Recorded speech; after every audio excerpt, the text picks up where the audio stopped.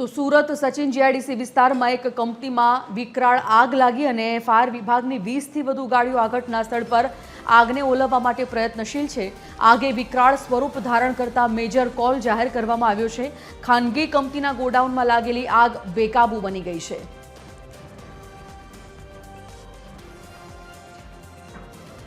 Associate editor Deven ચિત્તે live જોડાઈ ગયા છે। દેવેન, જે પ્રકારે ખાનગી કંપનીમાં ગોડાઉનમાં આગનો બનાવ સામે આવ્યો છે, સૌથી પહેલા તો એ જાણવું છે કે આગ પાછળના કોઈ કારણ સામે આવ્યા છે, બીજું કે અત્યારે 20થી વધુ ગાડીઓ ત્યાં છે, શું સ્થિતિ છે, કેટલું નુકસાનીના સમાચાર છે, ગોડાઉનમાં કોઈ ફસાયેલું છે કે કેમ, શું છે જાણકારી જાણવી છે વિસ્તારથી।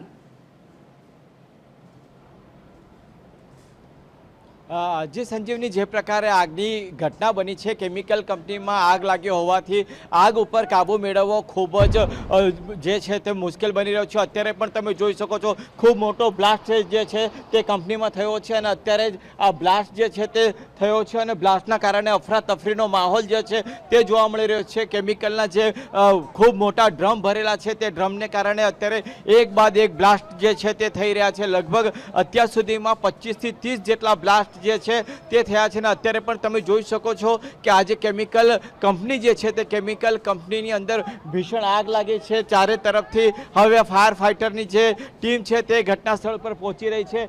મેજર કોલ જાહેર કરી દેવામાં આવ્યું છે। 108ની ટીમ જે છે તે પણ અત્યારે ઘટના સ્થળ ઉપર પહોંચી છે અને આગની ફ્લેશ ફ્લાયર જે છે તે બહાર સુધી દેખાઈ રહી છે અને અંદર પણ ખૂબ મોટા પ્રમાણમાં કેમિકલના ગોડાઉનને કારણે એક બાદ એક વિસ્ફોટ જે છે તે થવાના શરૂ થઈ ગયા છે, જેથી કરીને ફાયર વિભાગ જે છે તે પણ અંદર જઈને અત્યારે ફાયર ફાઇટિંગ કરી શકે તેવી સ્થિતિ દેખાઈ રહી નથી અને સતત ફાયરની જે ટીમ છે તે અત્યારે ઘટના સ્થળ પર પહોંચી છે અને ફાયર ફાઇટિંગનું જે કામ છે તે શરૂ કરી દીધું છે।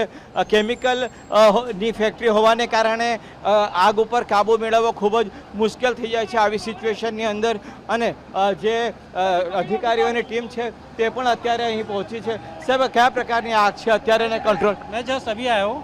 अभी हमारा गाड़ी आया जस्ट। अभी सिचुएशन तो थोड़ा क्रिटिकल है।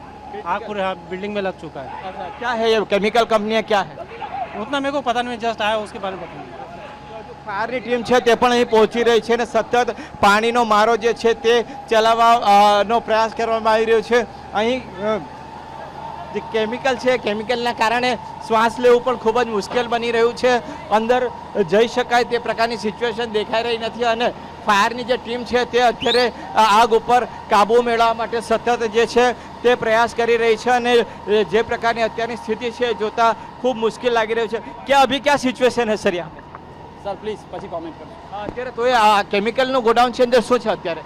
સર પ્લીઝ પછી કરીએ, થોડો હમણાં કામ બરાબર પેલો ફ્લો ઉપર આ જે ખાનગી જે માણસો છે અહીંના ફાયર ફાઇટિંગ કરવા માટેના તેઓ અહીં પહોંચ્યા છે અને હજી પણ આ સિચ્યુએશન અંગે કોઈને પૂરતી માહિતી મળી રહી નથી, કારણ કે આગ અત્યારે થોડા સમય પહેલાં જ લાગી હતી ને આ જે પાણી છે સંજીવની એ ફોર્મયુક્ત પાણી છે કે આ ફોર્મયુક્ત જે પાણી હોય છે તે આ પ્રકારની જ્યારે કેમિકલની આગ જ્યારે વધારે પ્રમાણમાં લાગી જતી હોય છે ત્યારે આ ફોર્મયુક્ત કેમિકલ જે છે તે નાખવામાં આવતો હોય છે, જેને કારણે આગ ઉપર ઝડપથી કાબુ મેળવી શકાય। પરંતુ અત્યારે તમે જોઈ શકો છો તે રીતે આ જે બ્લાસ્ટ થયો છે ને આ બ્લાસ્ટના કારણે જે પતરાના શેડ છે તે પણ અત્યારે તમે જોઈ શકો છો કે આખા બળીને ખાક થઈ ગયા છે। એક બાદ એક ધમાકાનો અવાજ જે છે તે અંદરથી આવી રહ્યો છે। ફાયરના જવાનો છે તે પણ અત્યારે સતત જે છે તે અહીંયા માસ્ક પહેરેલા આપણને જોવા મળી રહ્યા છે અને સિચ્યુએશન ધીરે ધીરે વધુ જોખમી થઈ રહી છે અને તમને આ શેડ બતાવવાનો પ્રયાસ કરીશું કે આજે કેમિકલ છે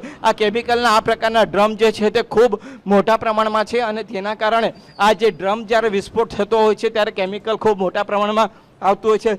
આખી જે ટ્રાન્સફોર્મરની જે લાઇન છે તે લાઇન પણ આખી સળગીને ખાક થઈ ગયો છે।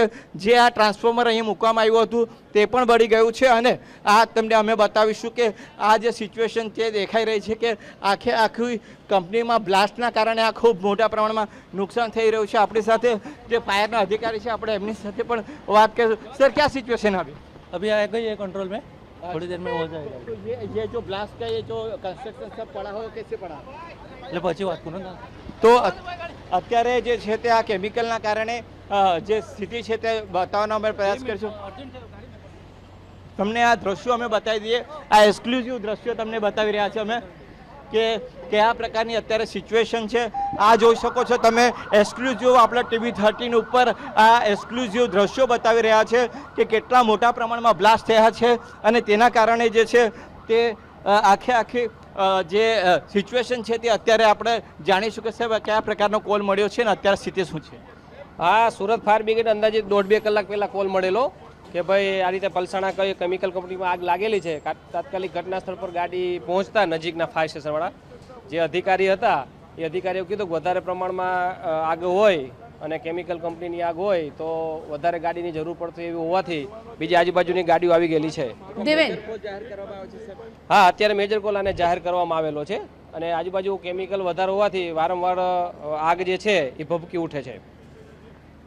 જો અત્યારે આ જે દ્રશ્યો છે તે એક્સક્લુઝિવ છે અને આ બિલકુલ દેવેન. એક્સક્લુઝિવ દ્રશ્યોમાં તમે જોઈ શકો છો કે કેટલી ભીષણ આગ લાગી છે અને આ આગનું પ્રમાણ જે પ્રમાણે છે એના કારણે જે છે તે સિચ્યુએશન ખૂબ જ એ થઈ રહી છે અને હવે આ આગ ઉપર ક્યારે કાબુ મેળવશે સંજીવની એને લઈને પણ ખૂબ જ ચિંતા જે છે તે દેખાઈ રહી છે અને ફાયર વિભાગની ટીમ અત્યારે મેજર કોલ જાહેર થયો હોવાથી અહીં પહોંચી ગઈ છે.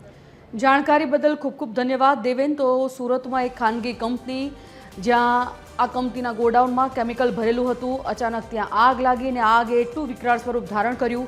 આર્થિક નુકસાનીના મોટા ભાગના સમાચાર, જો કે જાનમાલનું નુકસાન નથી. ફાયર વિભાગનો જે સ્ટાફ છે મોટા ભાગનો 20થી વધુ ગાડીઓ ઘટનાસ્થળ પર આગને ઓલવવા માટે પ્રયત્નશીલ છે.